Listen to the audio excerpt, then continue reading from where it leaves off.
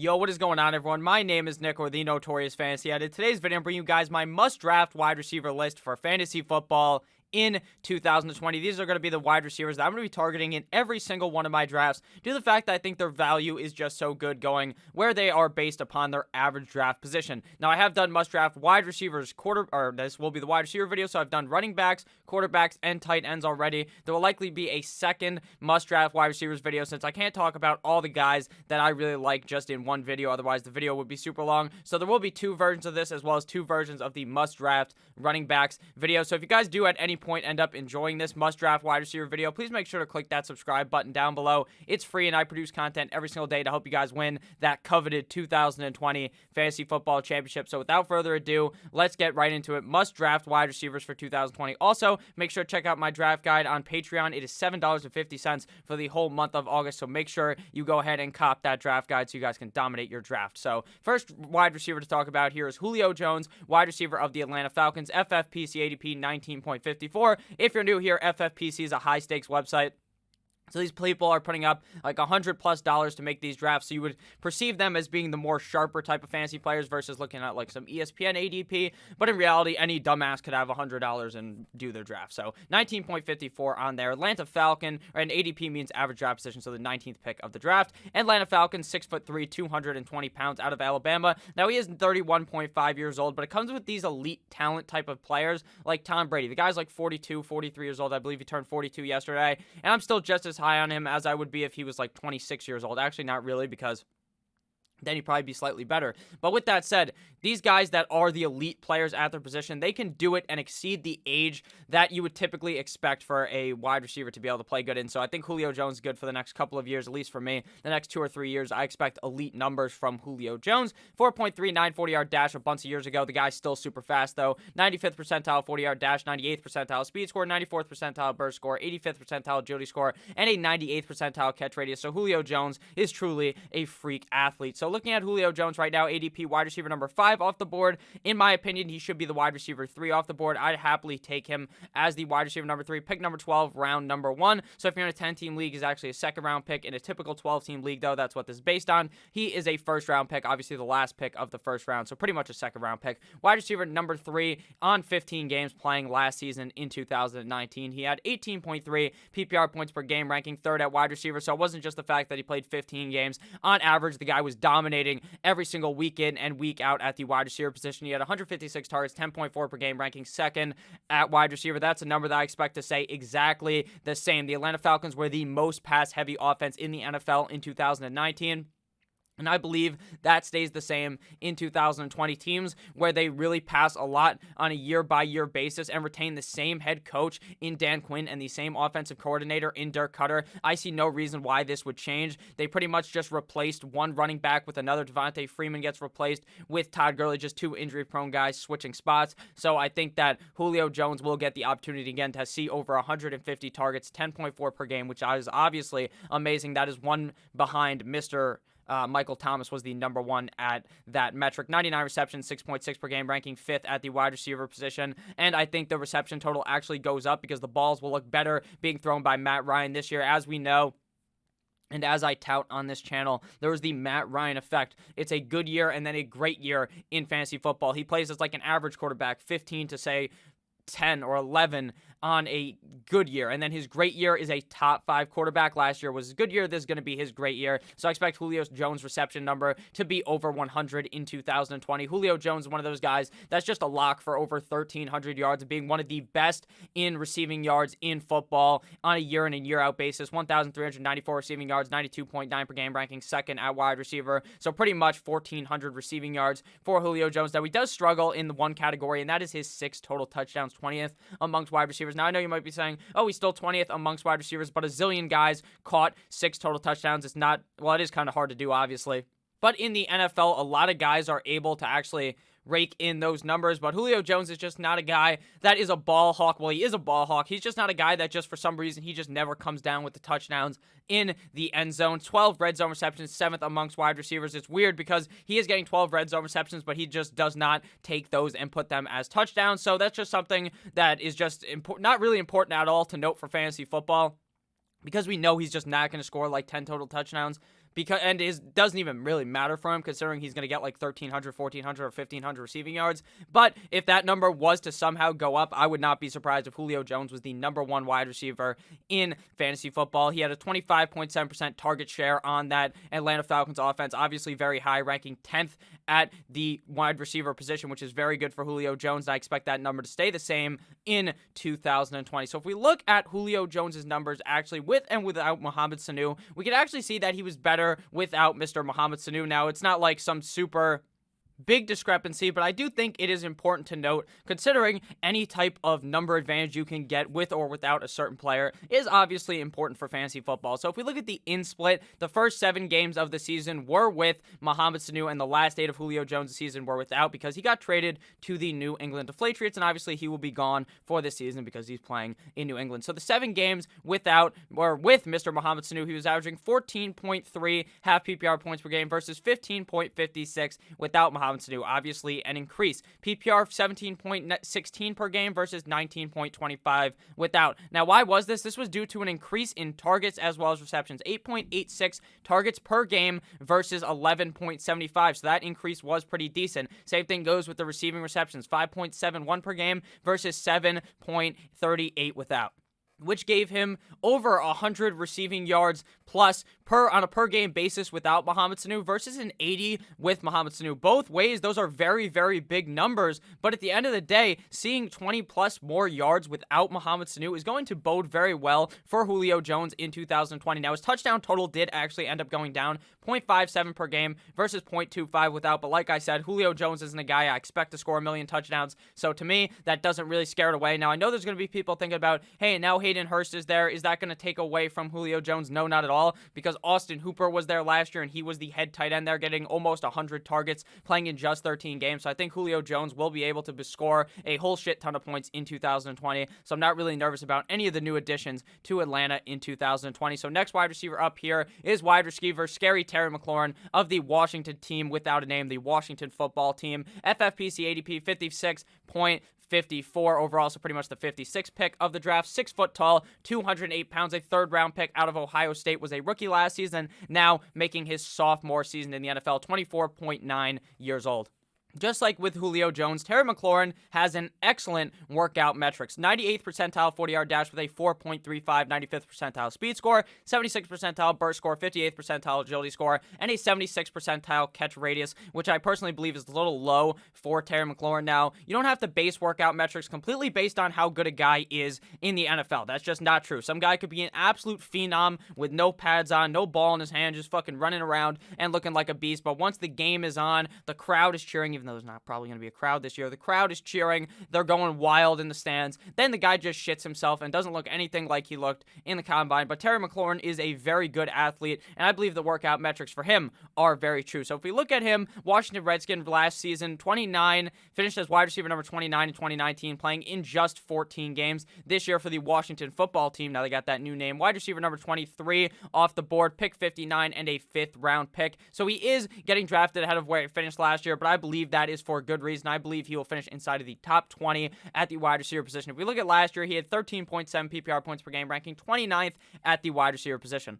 And he did this with probably the worst quarterback play in the NFL. He dealt with Colt McCoy, Dwayne Haskins. I think Dwayne Haskins has made a huge improvement from last season through this offseason. I believe we see a new and improved Mr. Dwayne Haskins. And what's funny about Dwayne Haskins actually is the fact that he played in college with Terry McLaurin. They played on the same exact Ohio State football team. And somehow, some way, they just lost that chemistry. And I think we see it come back in a big way in 2020. 93 total targets last season for Terry McLaurin. 6.6 per game, ranking 34th at wide receiver. 58 receptions, 4.1 per game, ranking 36th at wide receiver. 919 total receiving yards, 65.6 per game, ranking 27th at wide receiver. 8 red zone receptions, 18th at wide receiver. 7 total touchdowns, 13th at wide receiver. And just like with Julio Jones, this guy is huge for his offense. Clearly the wide receiver one there, doing it as a rookie. 23% target share of the Washington football team offense, 22nd at wide receiver. So Terry McLaurin last season did it up against cornerback one. So it wasn't like he was facing some bum-ass cornerbacks because he was a rookie and there was other people on the team. No, there's no one else on the Washington Redskins that can even sniff Terry McLaurin's jockstrap or even go hold it and wash it for him, okay? Terry McLaurin is that guy for the Washington football team. He just is. He is blatantly the alpha wide receiver, and he can do it up against those top-tier corners, so I'm not worried about Terry McLaurin at all this year, and really think he's going to have a tremendous season with better coaching in Ron Rivera, as well as an overall better offensive system looking, feeling for me, at least this year. I really feel that Dwayne Haskins is going to be able to improve big time during this season. If we see Terry McLaurin's efficiencies, this guy was ultra efficient last year, even with poor-ish quarterback play. 9.9 yards per target, ranking 12th at the wide receiver position, 15.8 yards per reception, ranking 14th at the wide receiver position. Like I said, I believe that his catchable target rate will actually go up. He finished as the 40th best wide receiver with a 79.6% catchable target rate, even though that has nothing to do with the wide receiver, more based off of how efficient the quarterback is, and I see that increasing definitely by a decent amount in 2020 with Dwayne Haskins getting better. 68.4% contested catch rate, ranking number 1 at the wide receiver position. That's why I was talking about his contested catch rate, like workout metrics, should be a bit higher for Terry McLaurin. Obviously, it's based off the combine, though, not what he actually does. So 68.4% is obviously very good. You just got to throw the ball somewhere near Terry McLaurin, and he's going to be one of those guys that's a freak and can go down and get it. And even with the poor quarterback play, though, 115.9% quarterback rating, or not percent, just quarterback rating, when targeted, ranking 10th at the wide receiver position. So even with the poor-ish quarterback play, Terry McLaurin was still able to make not a so-hot quarterback be able to look like Tom Brady out there slinging him the rock.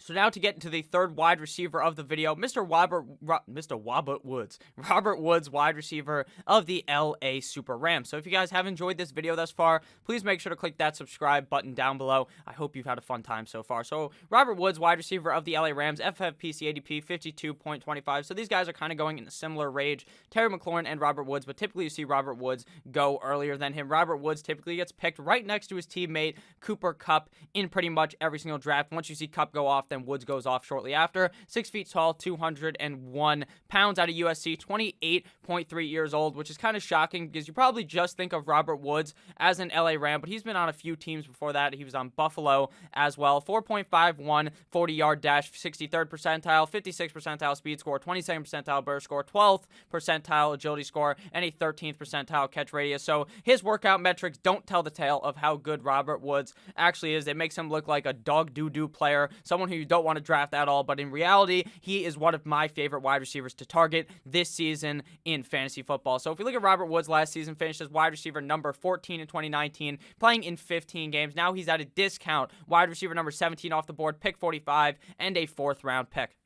Last season, he had 15.5 PPR points per game, ranking 12th at the wide receiver position. So just like with all these other guys, it's not the fact that they're playing an absorbent amount of games. He still played 15 games and played well in that, having a high points per game total, which is more important in reality than where the wide receiver finishes at the end of the year. 140 targets, 9.3 per game, ranking 8th at wide receiver. 90 receptions, 6.0 per game, ranking 8th at wide receiver. So a guy that is a very target-heavy wide receiver in the Rams offense, even though you would think that Cooper Kupp would really be seeing a shit ton of targets. They are both able to do it, especially now with the exit of Brandon Cooks going to the Houston Texans. 1,134 receiving yards, 75.6 per game, ranking 14th at wide receiver. 7 red zone receptions, ranking 42nd at wide receiver. 3 total touchdowns, 59 at wide receiver, and 23.4% target share in that LA Rams offense, ranking 55th at the wide receiver position. So now I expect that target share number to completely skyrocket due to the fact that Brandon Cooks is now gone. There was a little too many cooks in the kitchen there with Kupp,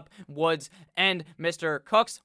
And Cooks is still a guy that, even though he was kind of kept getting, it seemed like he was going to keep getting hurt, he didn't even play that well, didn't really matter because he's still going to be getting targets on the team. And now his escape to Houston to go hanging out with Mr. Bill O'Brien so that Bill O'Brien could fuck up his career is good for Mr. Robert Woods. Now, if we look at Robert Woods' numbers, his numbers actually were not that hot at the beginning of the year. He was kind of looking like an absolute dumpster fire at the wide receiver position, considering he wasn't even playing awful. It's just he wasn't really getting the target numbers you expected, and he just wasn't coming down with a lot of the balls you thought he would catch early in the season. But after their bye week 9, the first 8 games of the season were atrocious. Not really atrocious because he was kind of okay for fantasy football, but he just wasn't the Robert Woods you expected. After bye week 9, they committed to a 2 tight end set over there in LA. Since their offensive line was so dog shit, Jared Goff was just getting laid out repeatedly. And the two tight end set allows for pretty much one tight end is just out there to block. Sometimes both of them go out and try to go catch the ball. But in reality, it's just to help out the offensive line. That really helped out Robert Woods. So in the 8 games without the two tight end set, the first 8 games of the season, he averaged a 9.9 half PPR points per game versus 15.53 half PPR points per game with the two tight end set being used on the team. So that was obviously a big increase. Same thing goes with PPR, 12.28 PPR points per game without the two tight end set versus 19.24 with the two tight end set. Now, why was this? This was due to an increase in targets as well as receptions. At the beginning of the season, it was 7.5 targets per game versus 11.43 down the stretch, and 4.75 receptions versus 7.43 receiving receptions per game with the two tight end set, which obviously equated to more touchdowns. He didn't score a single touchdown in the first 8 weeks of the season. Then he scored 5 total down the stretch in the final 7 game. And this also made it, obviously, since he was getting more receptions, he got more yards, 58.88 per game at the beginning of the season versus with the last 7 games being 94.71 receiving yards per game. So I really see Robert Woods being a very helpful wide receiver to your fantasy football roster in 2020. And I won't even argue the fact that he could potentially be better this year than Cooper Kupp for fantasy football. So find our wide receiver of this video. There will be a second must-own wide receiver video, so make sure you click that subscribe button if you want to know more humongous facts. Shout out to Nick Ercolano. So Tyler Boyd right here is my final wide receiver of the video. Cincinnati Bengal, FFPC ADP 83.21, 6'1", 197 pounds. He is 25.8 years old out of Pittsburgh College. So his workout metrics also aren't very good, but he plays much better than those metrics. It's funny how his best comparable player is Adam Thielen. Workout metrics, 4.5, 840-yard dash, 37th percentile at wide receiver, 34th percentile speed score, 30th percentile burst score, 48th percentile agility score, and a 39th percentile catch radius for Mr. Tyler Boyd. So Tyler Boyd last year finished as wide receiver number 18 in 2019, playing in all 16 games, which actually did help him out due to the fact that he only had 13.9 PPR points per game, ranking 27th at wide receiver, but he was very consistent on a week in and week out basis. Wide receiver number 31 right now coming off the board, pick 73 and round number 7, which to me is criminally underrating a guy who's been consistent 2 years in a row, getting over 1,000 receiving yards, 147 targets, which I expect to be around the same, maybe slightly less with Joe Burrow maybe being less accurate, but that doesn't really affect the targets. It may kind of affect the targets, but how could he be less accurate than Andy Dalton and Ryan Finley combined? I mean, they benched Andy Dalton on his goddamn birthday. They said, happy birthday, Andy Dalton. Sit on the fucking bench, and now you get to get shipped off to Dallas to hold a clipboard for Dak Prescott. So 147 targets, 9.2 per game, ranking 7th at the wide receiver position, 90 receptions, 5.6 per game, ranking 8th at wide receiver. So those numbers may actually end up going up due to the fact that Joe Burrow's probably, you would think, better, but it might take a couple of games for Joe Burrow to get used to it since there's no preseason. 1,045 receiving yards for Tyler Boyd last season, 65.3 per game, ranking 22nd at the wide receiver position, 7 total red zone receptions, 25th at the wide receiver position, 5 total touchdowns, 37th at the wide receiver position, and 24.9% target share on that Cincinnati Bengals offense, ranking 23rd at the wide receiver position. Now, I know there is going to be the people that hate Tyler Boyd because A.J. Green is back, right? They're thinking A.J. Green's back. That means he's not the wide receiver 1 anymore, and that means that Tyler Boyd's numbers are going to go down. Now, this is actually this is better for Tyler Boyd because Tyler Boyd plays better with A.J. Green healthy. Now, why is this? It's probably because he's facing the second best corner now instead of the best corner, and maybe Tyler Boyd's not a true NFL wide receiver 1, but he was able to do it all of last season,